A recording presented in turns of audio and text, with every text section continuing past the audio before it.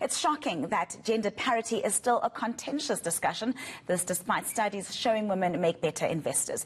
According to the World Economic Forum, women retire with 30% to 40% less money than men.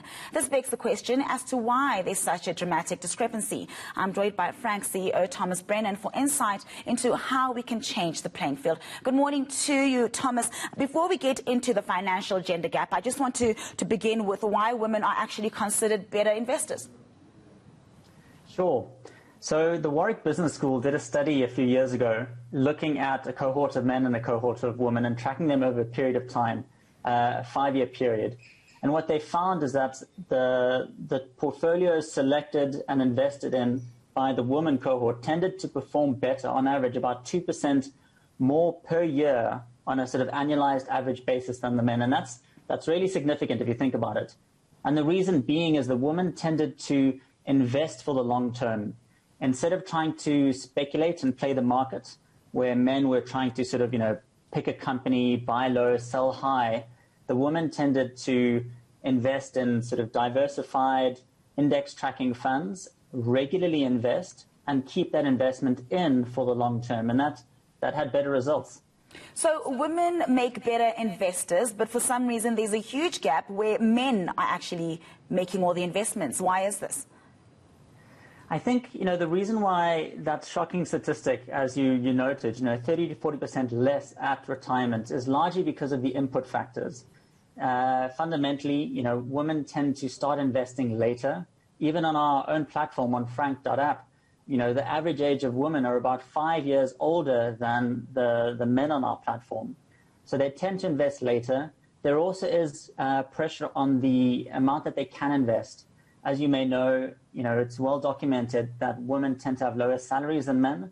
Then in addition, there's pressure on that monthly income, whether that's the pink tax or household expenses that they're expected to carry. So for those reasons, there's less that they're able to invest, and they tend to start later than men. So obviously, if you look at sort of the effects of compound interest, they're really not having as much time as their male sort of counterparts to realize those sort of compound interest, compound growth. Right, so then what kind of advice would you have for women? I mean, how do we then go about building a better investment culture? I think it's fundamental that we start young. We kind of focus on our daughters. I think it's really important to encourage women to be independent when it comes to money matters. For far too long, finance has been sort of a very masculine, a very sort of, the role of men. And I think it's about time that women realize that they can take ownership of their own finances. There are platforms like ours that can allow women to invest whenever they want, however they want. And I think critically, for women to appreciate that if it's worth your money, it's worth your understanding. Again, not necessarily playing into this history of sort of information asymmetry. No, you can't understand this. We want to break down finance and make it accessible so that, regardless of your background and your sort of financial literacy and your level of education, to know that you actually can invest, you can put your money to work. And I think last but not importantly, it is also worth educating, the difference between consuming and investing. Investing in assets is very different from, shopping luxury goods, where one, obviously, you're building wealth for the future, and the other is sort of, spending money in the short term, which has no real long-term gain. Yeah, and I think, you mentioned a good point when you say that it is very important to understand investing. What are some of the important things to know about investing? And also, I think it tends to be daunting when you think about it. We tend to assume that you need to fork out large chunks of money in order to invest. And this is not necessarily the case, is it? Not at all, not at all. And actually, Frank, that's what we wanted to radically change. So, through our platform, we really just offer 2 funds.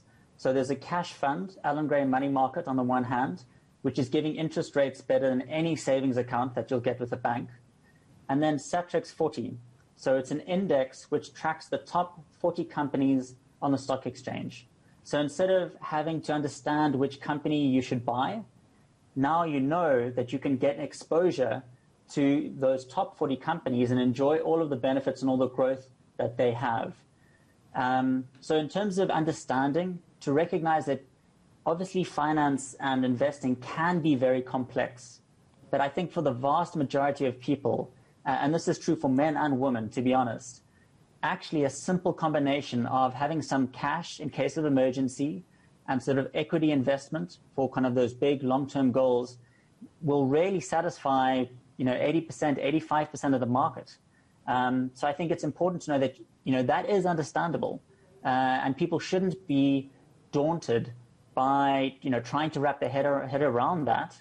And what we try and do is sort of understand what you want to invest towards, whether that's, a new car, if you want, or a house deposit, or your children's education.